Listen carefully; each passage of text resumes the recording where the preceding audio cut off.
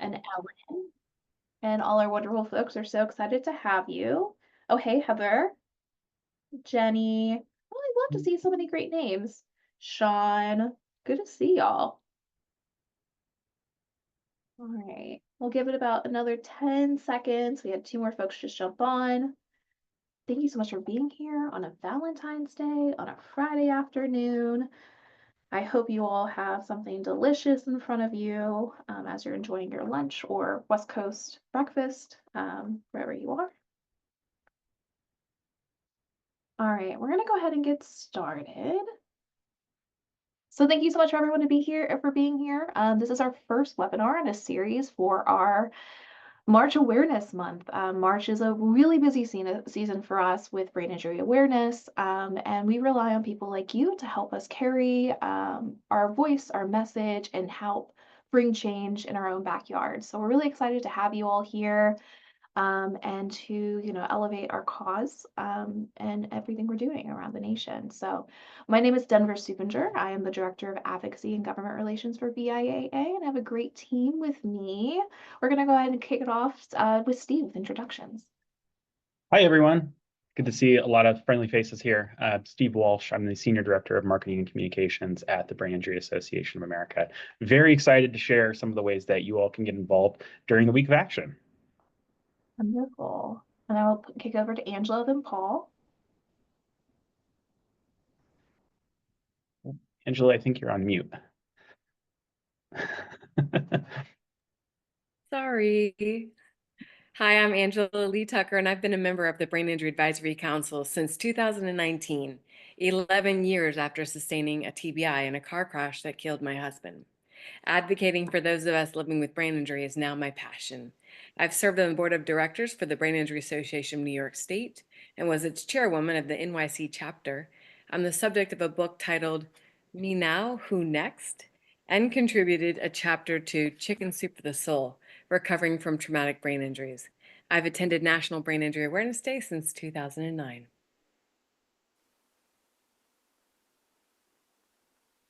Thank you, Angela. Paul. Hello, I'm Paul Bosworth, coming to you from South Louisiana. On September 11, 2007, I had my traumatic brain injury through a choking accident at home by myself. And I was hurled into this new world of brain injury. I didn't know what that was. And come to find out, I've become a mover and shaker, if you will. We've done a barbecue for brain injury. We've done a support group where we bring in helpers and guiders to help people with their supplements and natural ways to get better. I'm included in a book, but I don't remember the name of it right now.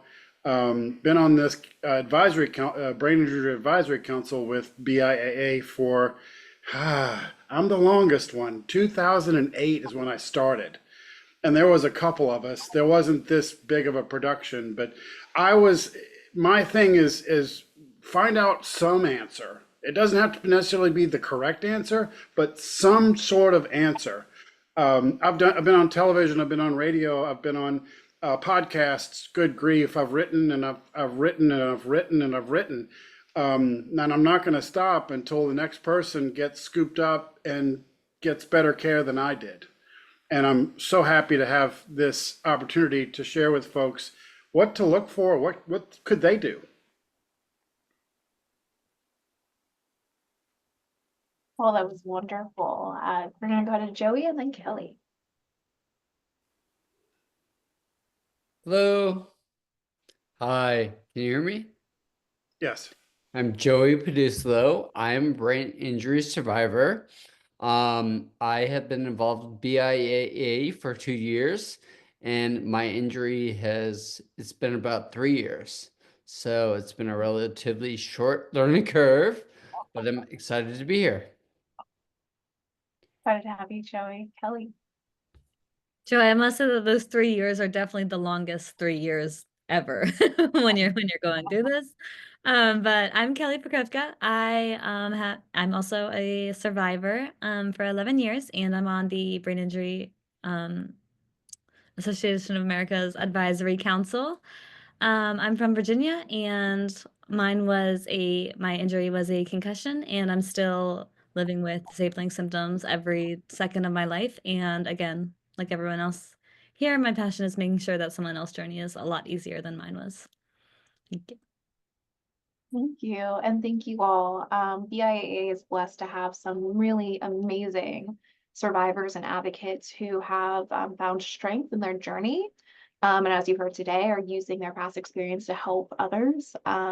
Whether you are a caregiver, a physician, a survivor, or just someone who's impassioned about progressing brain injury support services and research, you all have a voice here. So excited to have you. And with that, I'm going to go over and pass the mic over to Steve, who will introduce us to our week of action. Thanks, Denver. So, very excited to share some ways that we're asking people to get involved in Brain Injury Awareness Month this year. So, there's a lot of different ways over the years that we've asked people to get involved, a lot of different actions. This year, we're narrowing it down to just 3 buckets of things that we want people to do. Before I go into that, though, I did want to give a little bit of context around the brain injury awareness campaign that we launched last year. So last year, we launched My Brain Injury Journey. It's a campaign that brings attention to the changing nature of brain injury over an individual's lifetime. This campaign was developed with a lot of feedback and a lot of input from the brain injury community. We had 2 members of the Survivors Council that helped craft the messages and the actions that we wanted people to do, and some of our affiliate leaders and healthcare professionals. This campaign, the goal of it is really around highlighting that brain injury is not the same for every person. It's oftentimes an invisible disability, and that we need to build awareness around the need for more long-term funding and long-term care, because a lot of brain injury services are really focused on the acute side of things, what happens right after somebody gets a brain injury. But brain injury is a journey, and it requires attention throughout, a person's life. So, and resulting from that, on the advocacy side, we really wanted to use this campaign to help open the door for official recognition that brain injury is a chronic health condition. So how we're doing that is, we're raising awareness by highlighting stories from brain injury survivors. We're advocating for change and using it to help support the mission of the Brain Injury Association of America. So Denver, if you want to go to the next slide. Yep, here we go. The week of action. So what is the week of action? Well, Brain Injury Awareness Month is all March long, but we really wanted to build some momentum at the start of March. So what we're doing is we're asking people to focus on these 3 actions that you can take. You can help us by sharing your story and spreading the word, becoming an advocate, and raising awareness and supporting our mission. So I'll kind of go into a little bit more detail on the first one. The second one I'll give a little bit of an overview of, and then Denver's going to dive deeper on the advocacy side of things. And then Joey is going to talk to us about how we're raising awareness and supporting our mission. So the first thing we're asking people to do, share your story and spread the word. So everyone affected by brain injury has a story to tell, and we have built a number of tools to help you share your story. So you can share your personal brain injury journey story through our awareness campaign. So we put together an awareness toolkit for you to use. In the toolkit, we have some sample social media posts, we have some printable signs that give you a different prompt to really help you personalize the story to your own experience. And we have some sample blog posts and letters that you can use and shape them how you want to help get the word out. Additionally, one of the things that we've been really excited to see is that we've had a lot more people share their personal story through our webpage. We have a collection of hundreds of stories, and the benefit, the benefit to this is that, it's a way for brain injury survivors to share their story and their experiences, help other people that are going through the same thing. And it,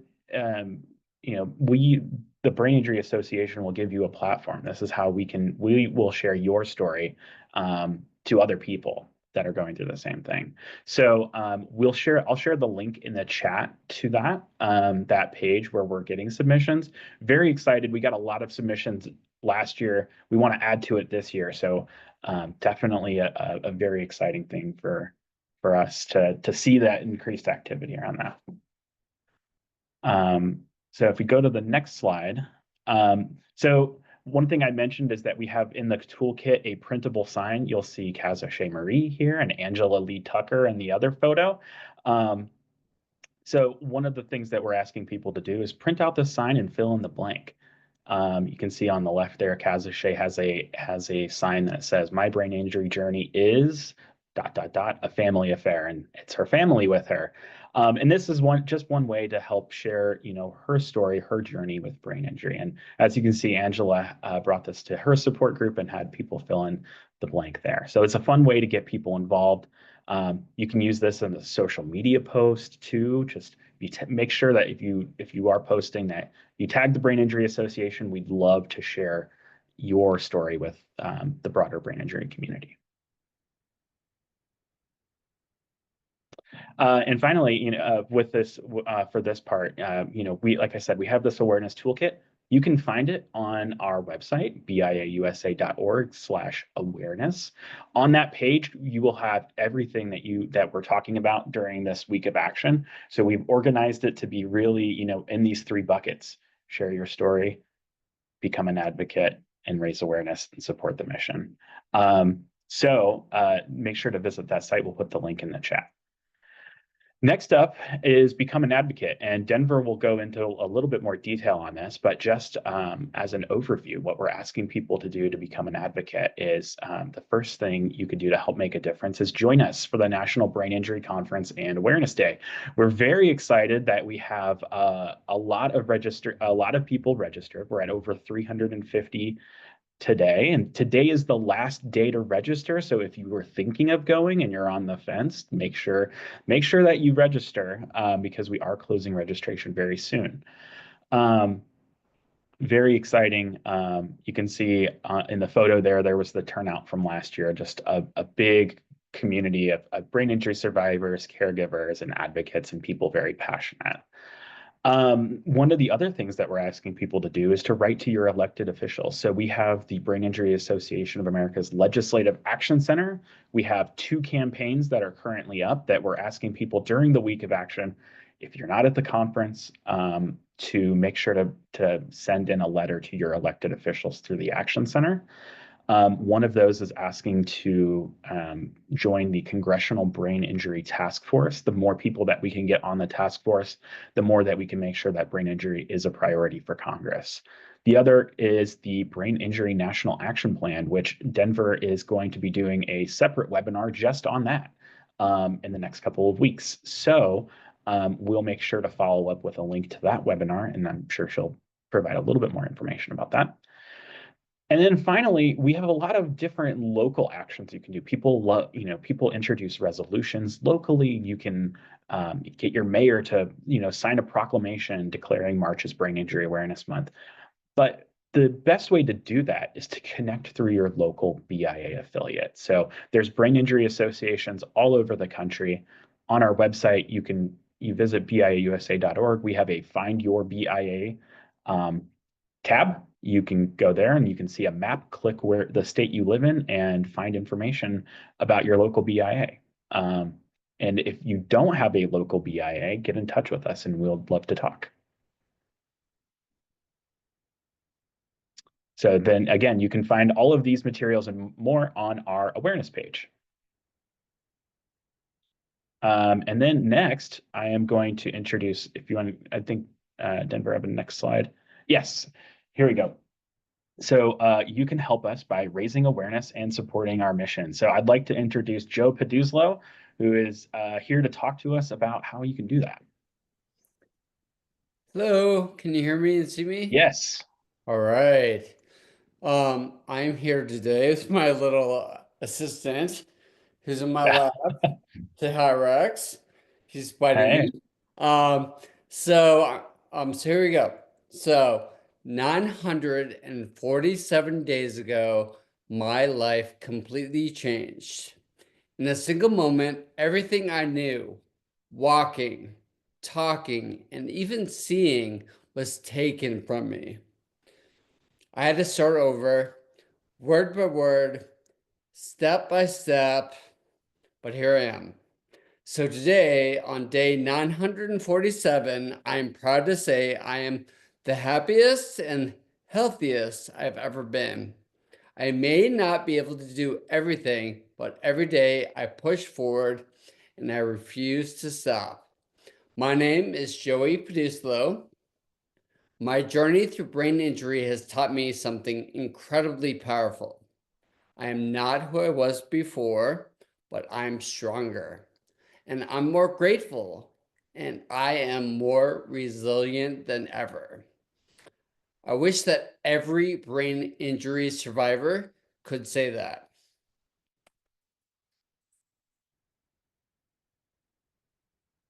March is Brain Injury Awareness Month, and BIAA is leading the charge. We are asking for you to be a voice for brain injury. So sign up, spread the word, watch your impact grow. And if you raise over $100 or more, you'll get a limited edition t-shirt, which I'm wearing. It's actually really good. I really like it. But I always say brain injury does not discriminate. Anyone can slip, have a stroke, or get into a car accident. It can happen to anyone. It affects us all. Thank you.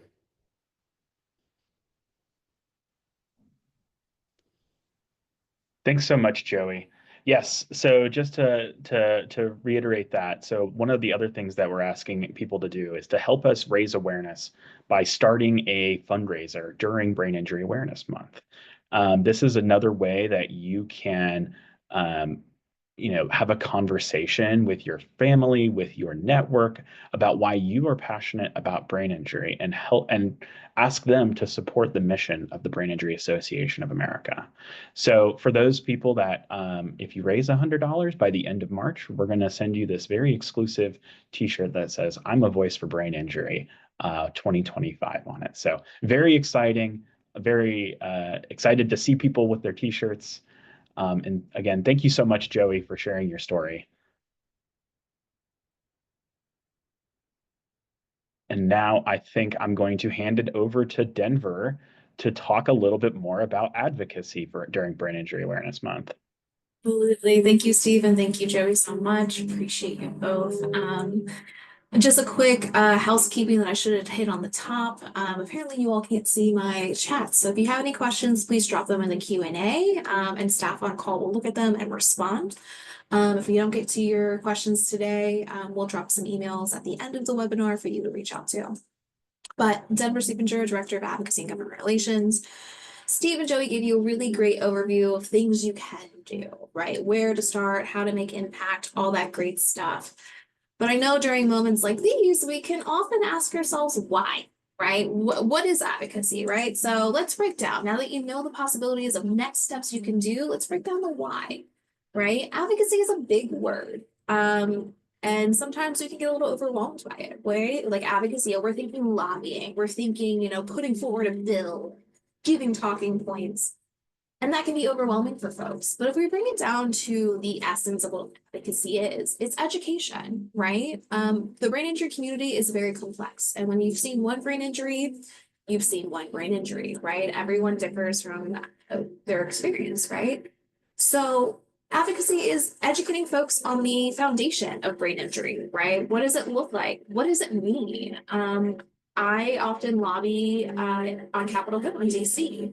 And one of the first questions I ask is like, do you know what brain injury is? And they're like, and my most common result is like, I think so. It's like a concussion, right? I'm like, yes, and, right? We have to expand and say like, that is, a brain injury, but it's more complex and it's more than just walking it off in 24 to 72 hours and explaining the breadth of what we are, right? So education is a key to advocacy.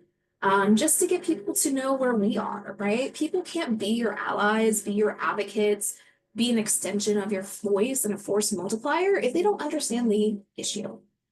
And as we're educating, it's a basic conversation. No one likes to be lectured, even if you're in a university, no one likes to sit through that, right? So it's a back and forth, right? We are trying to change hearts and minds. I think hearts are typically with us. It's just the mind part of fully understanding our community and the impacts. And then also it's creating community support. So when we think advocacy, we're thinking those in power, but we're all in power in some way, right? Whether we're changing a kitchen table conversation, whether we're changing a faith space, a sports space, our schools, PTAs, what have you, right?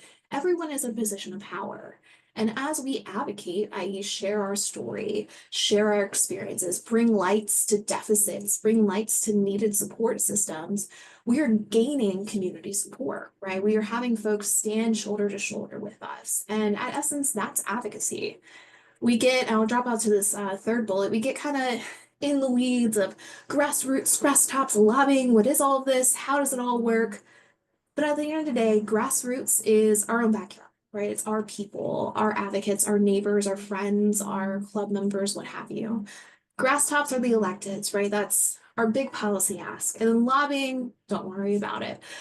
You can go talk to elected officials and educate them and really move their minds. And if there is a piece of legislation, it's something different. But we're really asking you all to help us on the grassroots and grass tops. So building community and support in your backyard, and then also talking to elected officials to move their hearts and change their hearts and minds.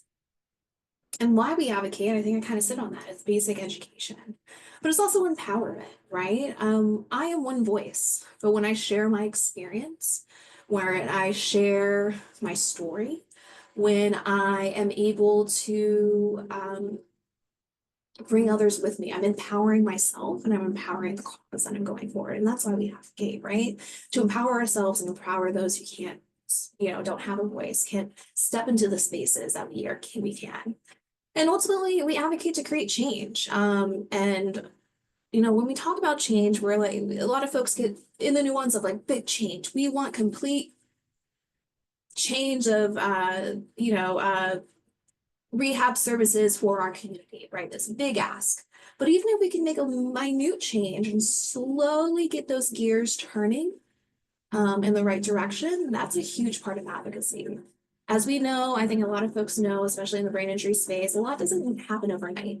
Neither does advocating and changing.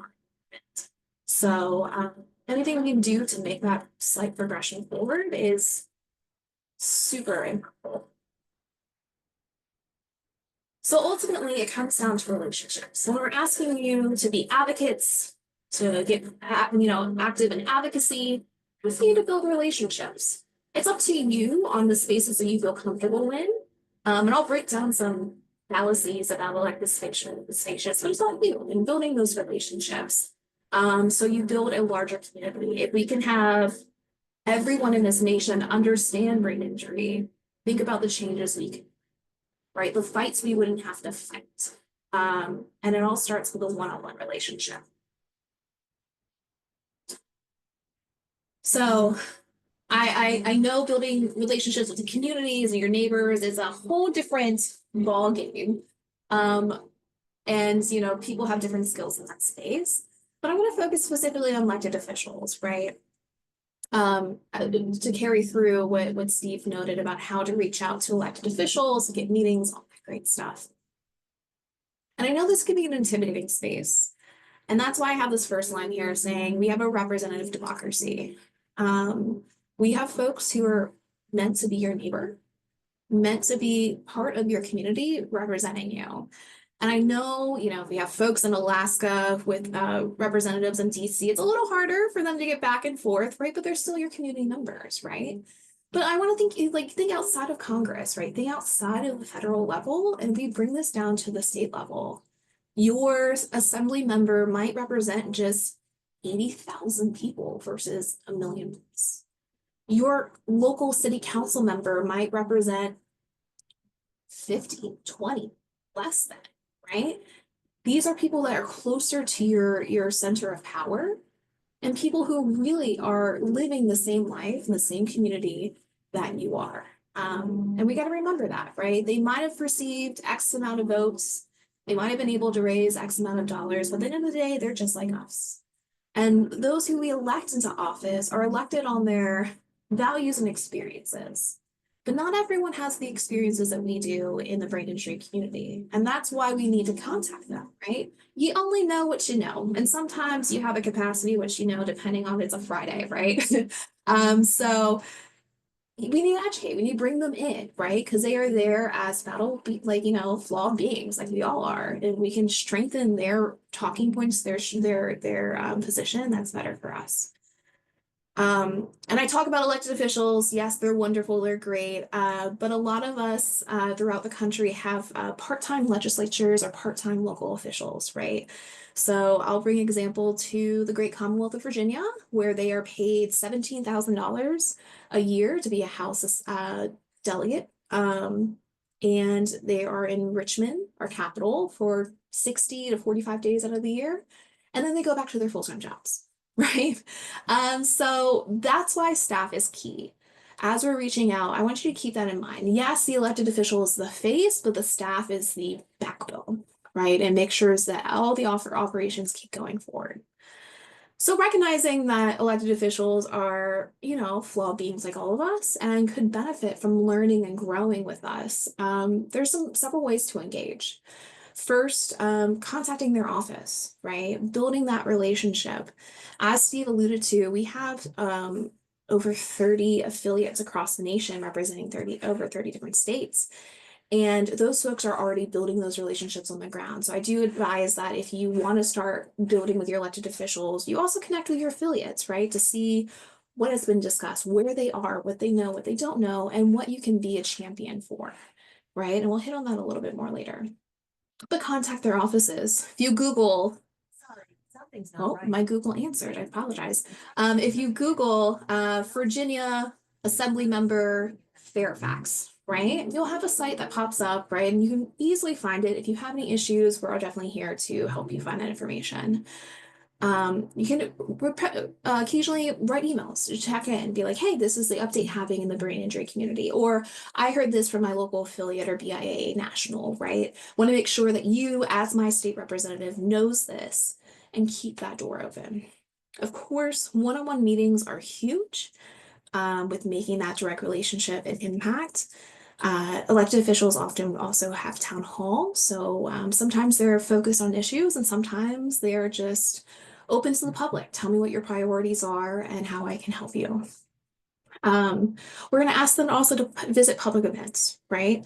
Their job is to represent us. So if we have huge fundraisers or community events or block parties around our issue where our constituents, our people are there, we should also invite elected officials to be there as well. Because if they keep showing up, they're no longer just the elected official, they're part of that community. Use social media, which Steve hit on, and join national and state efforts. So this goes back to the affiliates. Our states vary, right? We have 50 states with 50 different problems plus, and it's beautiful in that way, right? But our states have legislative agendas that are vast. So if you really want to see difference at your state level, maybe it might be a TBI waiver, help with mobility devices in the home, help with rehab at the state level, right? Your state affiliate is the heart for that. And then BIAA National, currently we have 2 campaigns going up, but we regularly update our campaigns with legislative asks. So those are really great spaces for you to start, right? They are pre-drafted letters that you can easily click and sign and start building that rapport with your elected officials. And I know I'm talking, that's my weakness, unfortunately. So I'll try to wrap this up a little bit. But all right, we understand what we can do, why we need to do it, but how can we be effective in doing it, right? And luckily you're surrounded by resources. We at National have talking points and playbooks for you all to use. Your local affiliate who's behind legislative efforts at the state level or even at the local level have these opportunities for you too. So please reach out. When we say please be an advocate, it's never solely on your shoulders. It's on all of our shoulders. So please use your community. But something we unfortunately have to note is, yes, elected officials are in political spaces. Brain injury is not a partisan issue. It's an every person issue. So as we enter these spaces, we want to make sure that we are speaking about the community and not about politics, right? And unfortunately, politics can be a very toxic space, and can really shut some conversations down. So if we can enter that space with our elected officials, being open, willing to have a two-way conversation, learn from them as they are learning for us, that's huge. In that space, always remain professional. And I note, be mindful of time. So this will vary from where you are. But a lot of our meetings with elected officials can last 15 minutes, which if you hear about it and you know about the issues that you want to cover, which might be 72 different issues, it can be really, really intimidating, right? But every meeting is a new conversation. It's a start. So we want to make sure we're mindful of time with folks and recognizing they still have full-time jobs. They might be down during the legislative session in their capital and taking 25 meetings on that day, in addition to their committee hearings and being on the floor, right? We're going to be clear about our ask, and we'll hit on that a little bit. And then ultimately want to share a story.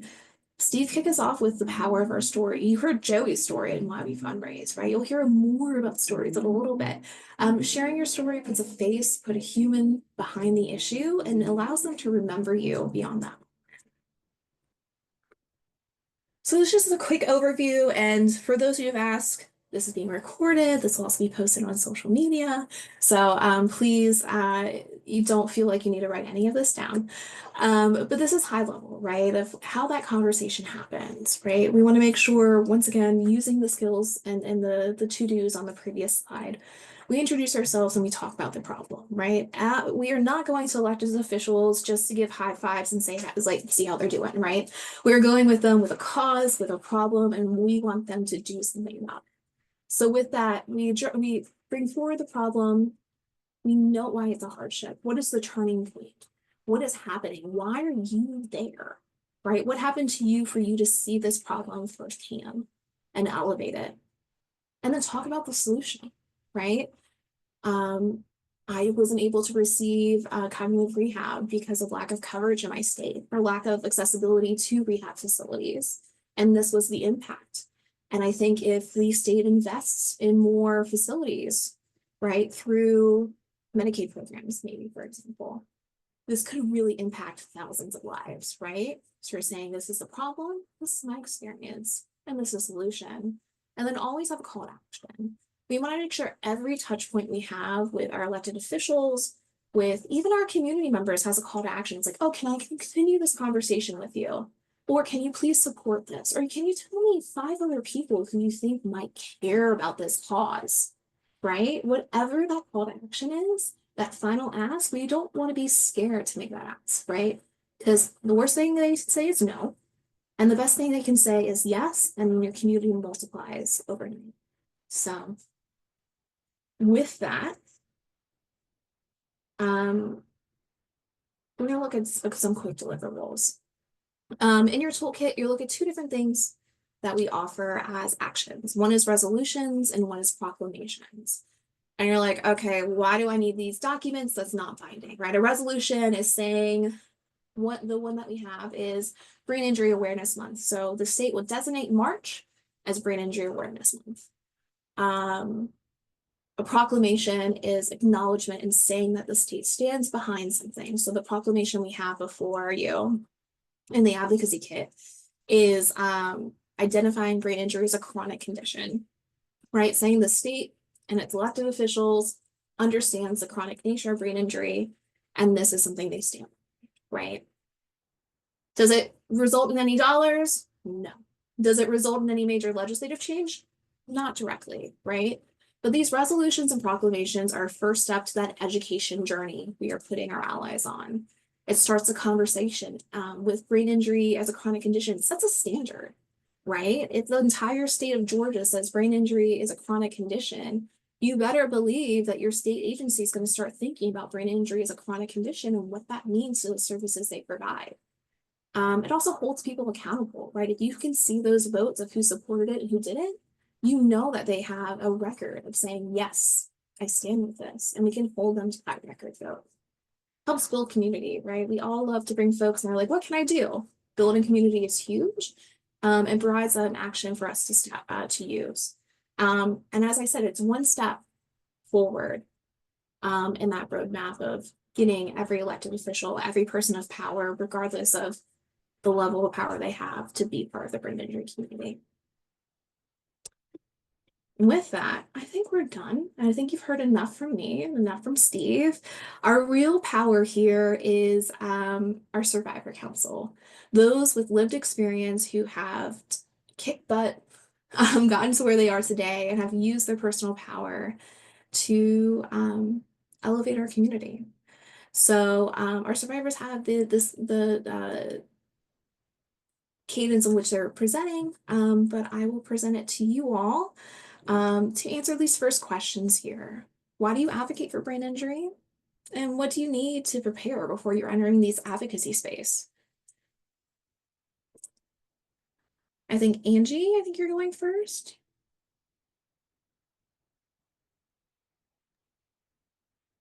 Angela? Oh, so sorry. Good. Rick Willis can call me Angie, but the first reason why I advocate is because my favorite and first brain injury advocate, Karen Keating, formerly of the Brain Injury Association of North Carolina, showed me how to. Karen inspired me to become an advocate by helping me share my story of survival and showing me how valuable and important that story is. She welcomed me to a local brain injury support group and also invited me to my first National Brain Injury Awareness Day in Washington, D.C. in 2009. This launched my advocacy career, which did not happen overnight. It took me time to find my voice and what felt authentic and relevant to me.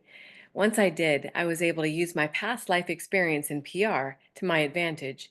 Not everyone is comfortable speaking in public, so I'm happy to be able to use my skill set to raise awareness. Because of my background, I find it easy to speak to local television news outlets and print media to help bring attention to the world of brain injury.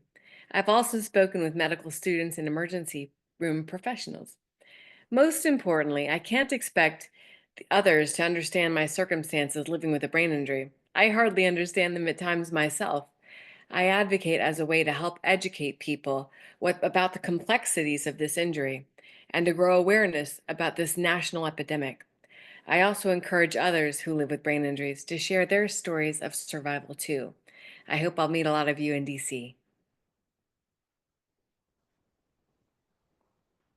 Thank you, Angela. And I think we're going to ask the same question to Paul. What a great question.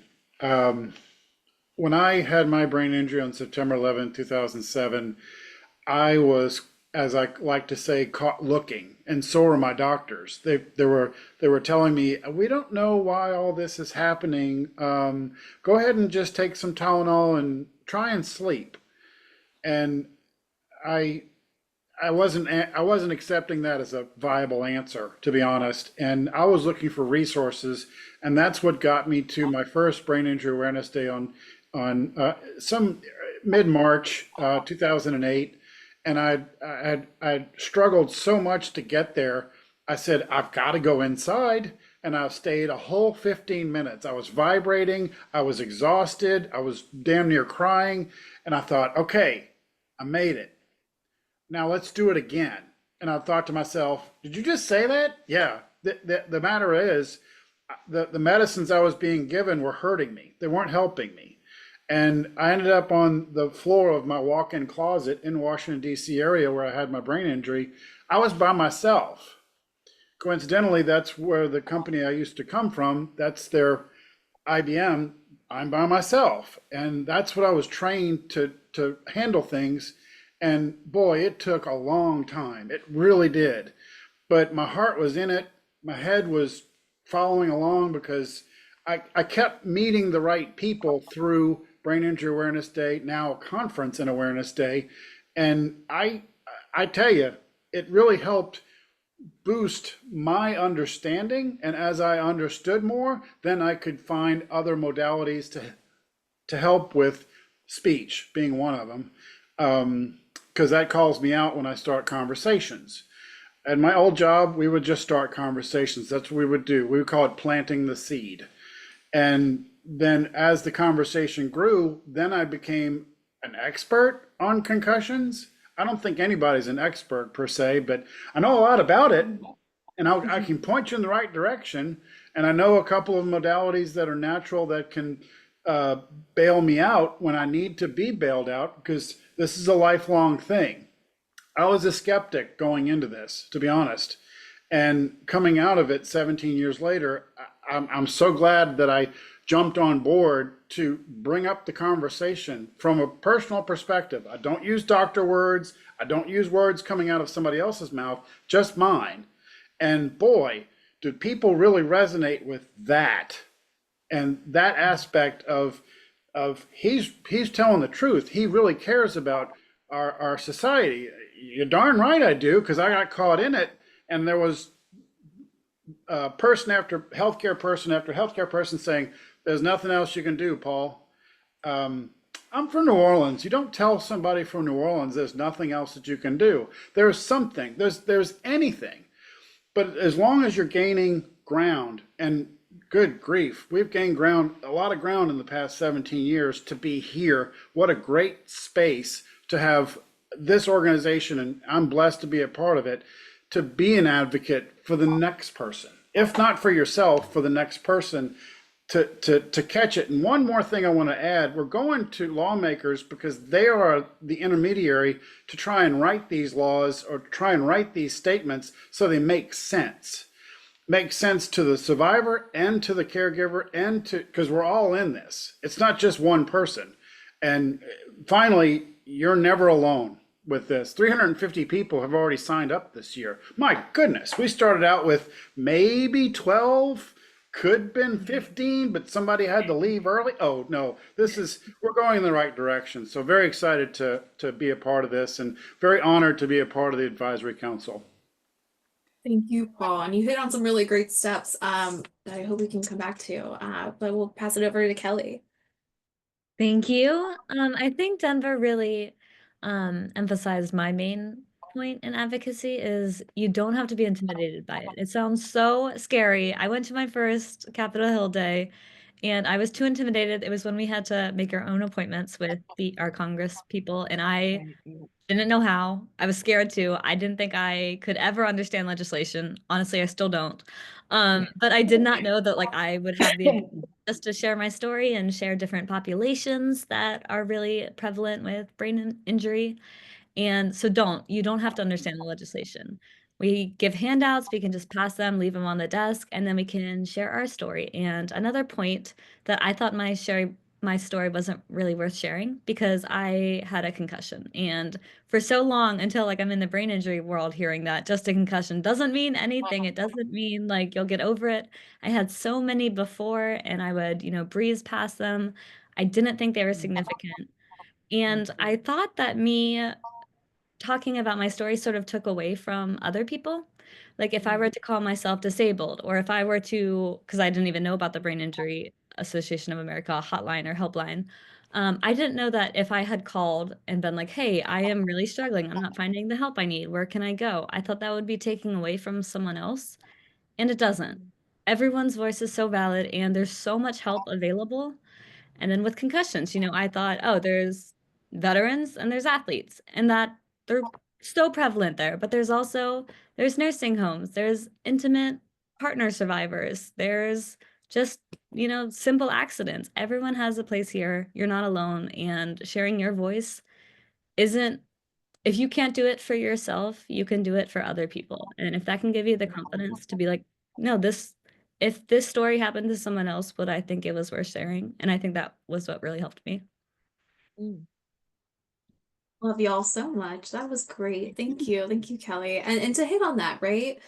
Brain injury is so diverse, right? So you do have a space in this space, like in brain injury. You do have a voice, you have a perspective that no one has heard before. So please come. And not to intimidate, but like as Paul noted, once you're in, we'll keep you in if you want to stay. Like you'll become an expert. Just give us a few days and we'll have you stuck here.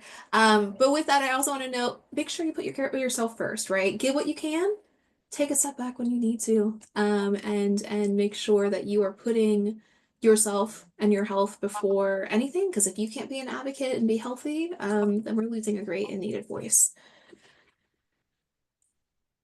All right, we have another question for y'all, and I think, oh, God, I'm so excited. We're gonna start off with Kelly, but how have you been a brain injury advocate in your own backyard? And what are some results you've seen because of your efforts? I think one of the best parts of advocacy are there's so many venues. So, legislation, fundraising. I never really felt my calling or comfortability in that avenue. But one thing I love is I love education, I love learning, and I love breaking it down for other people. And obviously, there's so many different paths, but I originally started my own website where I would try all of these different therapies, and so many of them were just complete strikeouts. And I firmly believe that there's not one therapy that works for everyone or one, like magic answer, but I just wanted to explain what they were and share my experience with that. And just so that way people had a list of options. It wasn't saying which option was for them, but it would, like help a little bit. And I just did that on social media. And then that led me to migraine is probably my most disabling symptom for my brain injury. And so I started trying to learn more of that. And now I get to take part with the Migraine World Summit, which is where I get to interview different neurologists from around the world and try to get practical tips to give to people like me who so desperately need them. And so many of us don't have access to, the time, the doctors, the affordability, just so many factors. And I felt like that was my main venue of advocacy. And I was just doing something I needed to do for myself anyway. I needed these answers. And so if I was writing them down to try to remember them, I thought I should share this as well. And so that's always been my venue. And I really, really love it. And I'm very passionate about that. We're gonna go over to Paul. What have you advocated for in your own backyard, and what have you seen? The short answer is anywhere I could. Um, we started with a support group, and we would talk about it and talk about it and talk about it and talk about it. And I thought, well, let's invite other people, professionals in the local area, to come talk about what their therapies could do or can do. And boy, did that take off. And I stumbled upon oxygen therapy, and that got me a lot of my speech back, so I won't shut up about that. There's another conversation. It's just, I'm just adding more and more conversations. And we did I mentioned before, a barbecue for brain injury. And my thought in the back of my head, because I'm from New Orleans and we have a sense of humor, if you put food in their mouth, they have to listen, right? So we put food in it. They're really good. So barbecue pitmasters came to South Louisiana where I live, and boy, that turned heads. That turned a lot of. I explained what we were doing all day long, I think, but it gained an ear in the community, and it gained an understanding that, oh, this really does exist. And it was about 8 cooks to start, and then it became 25, and then I think we topped out at 28. But going on radio and telling my story, people resonate with it because 9 times out of 10, in my opinion, it's been overlooked. The concussion's been overlooked, and 20 years later, all of a sudden I have the shakes. I've never had alcohol in my life, but now I have the shakes. What's that about? I can share my experience. I can share what I do to work with that, because I got to work with this brain and body. I can't just give it to somebody else and say drug it, because that didn't work. So boy, I can keep going, but I don't want to spend more time than I'm allotted. But farmers markets, that was the easiest one ever, and they didn't charge us. And I thought, great, we have a tent. Let's just put up a couple of signs, and people would linger to the point of after the farmers market was done, they were still on their second topic, and they had 4 others that they wanted to talk about. So yeah, this is a hot topic. Thank you for having me again. Thank you, Paul. And Paul has done 1,012 things. So if you're interested in taking some learning experiences from him, please reach out, and I'm sure he'll be happy to share. But have to one up that food is the way to get people to show up. Angela, yeah.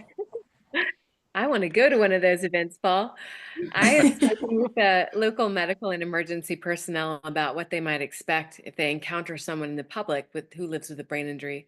I've talked with PT students at local colleges to share what they might anticipate if working with a patient who lives with a brain injury. One of my greatest passions is helping to create brain injury community support group communities wherever I reside. Here in Asheville, we meet monthly, and the next gathering will meet in person next Wednesday. This support group has created lasting friendships and has kept a group of folks connected during the isolating pandemic. Isolation can be particularly challenging for those of us living with brain injuries.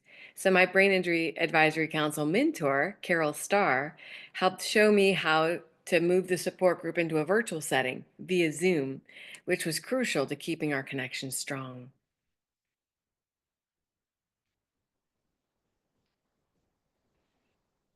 I'll go ahead and sign on you. Thank you so much, Angela. And I have to say, you know, mentors are key, and we are all mentors in the making, if not already, right?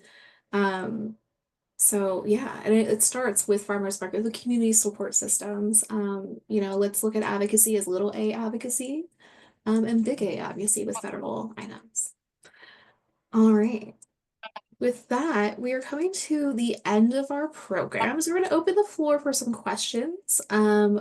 I don't think you all have access to the chat, so if you could drop any questions you might have in the Q&A, and we can go ahead and try to hit on some.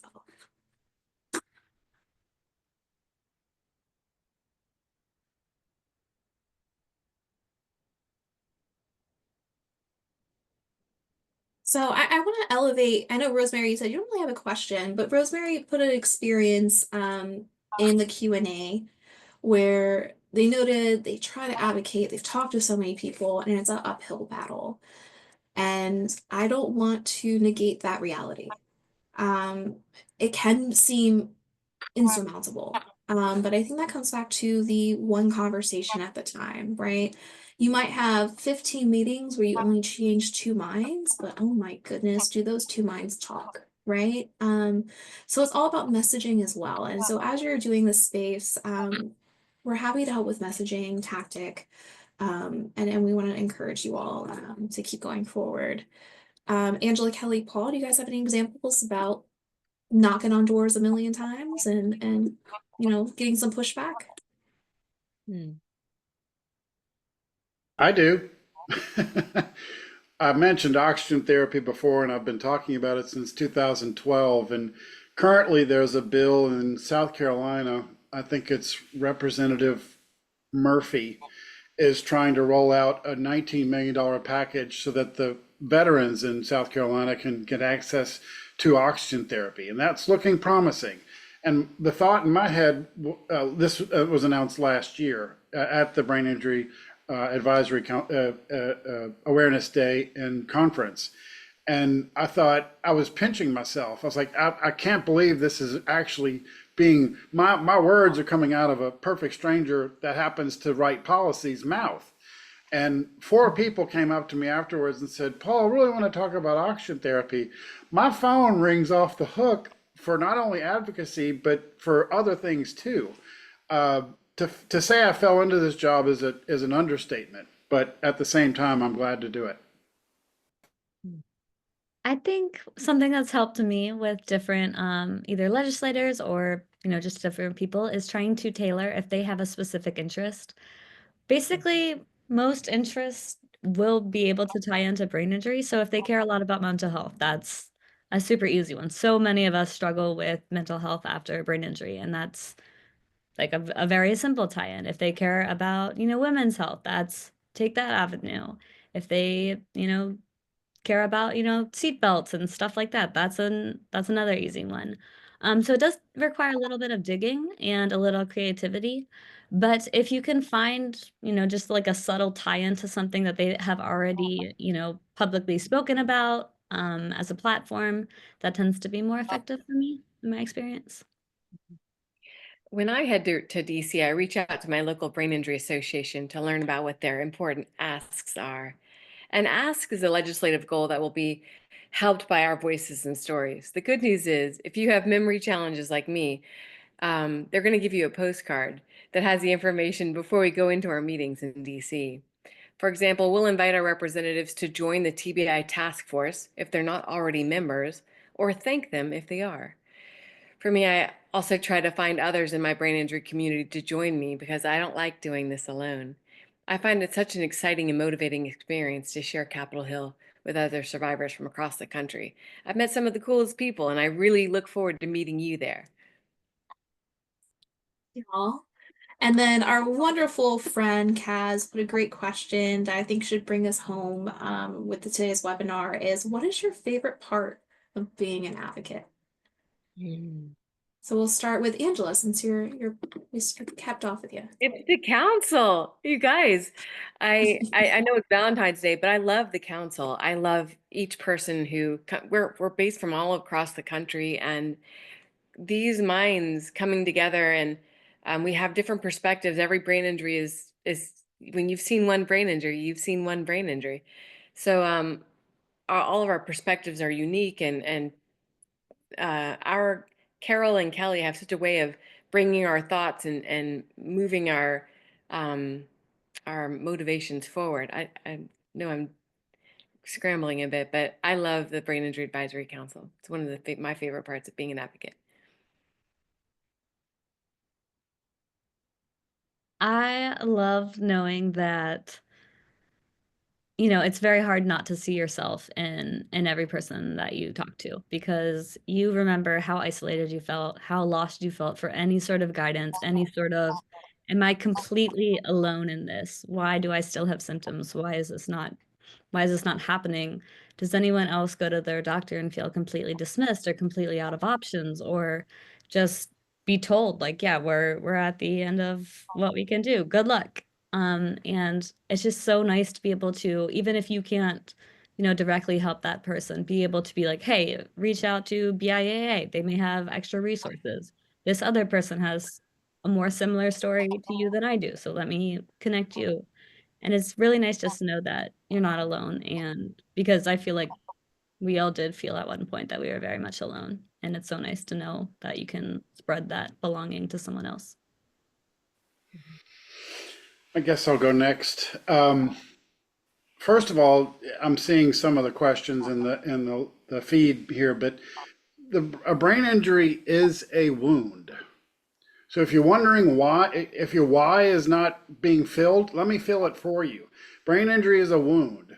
We're talking about wound care. It's like, yeah, that's a wound. But anyway, my thing is seeing the person's face who I'm talking to, because I don't usually like to talk to over the phone. Sometimes I have to, because my reach is the United States and beyond, actually. England was on the phone about 3 years ago. But it's the person's face that just washes over with, oh, good, I'm finally talking to somebody that knows what they're talking about.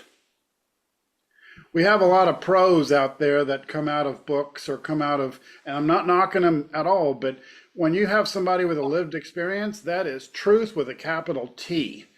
And I'm here to share my experiences, and I love being on the advisory council. I keep asking every year, do you want me to go? And they say no. Okay, fine, I'll stay. But the wash of, oh God, thank you so much. I'm finally talking to somebody that knows what they're talking about. And then the conversation envelops another half hour to 45 minutes. And I have to get sometimes I have to realize I have to get my groceries home because they're getting warm and I need them refrigerated. It's being in those situations that tickle me, because how else did I get here? It's through perseverance and patience. That if I can give you that gift, use that patience, nurture that patience, but more importantly, find your voice and deliver it. We need you. Thank you So much to three of y'all for joining, and Joey as well, and sharing your experiences and shedding light on advocacy and what we can do and why the heck we do it. We are in a new presidential administration with really different priorities than we saw before. So there are a lot of changing. So if you want to be attuned with that and what we're doing and how we're responding and doing outreach, be sure to log into BIAA's Action Center. And then I'm going to give it over to Steve to close us out. Yeah, thanks, Denver. So very excited to get everyone for everyone showing up today, for the advisory council for some great words of wisdom to share. And we'll send a follow-up with a lot of the links that I shared and that Denver shared. And very excited to see everyone sharing their personal stories during the week of action, becoming an advocate, and supporting the mission of BIAA. Thanks, Denver. Yes, absolutely. And if you want to come to DC and have not registered, today is our deadline. We will be extending it to our lovely people who are watching this now and might need to prepare to midnight on Sunday, the 16th. So please hurry up and register and bring us Yes. to 400 registrants. Love to see everyone there. Thanks all. Appreciate you, and we'll see you soon. See ya.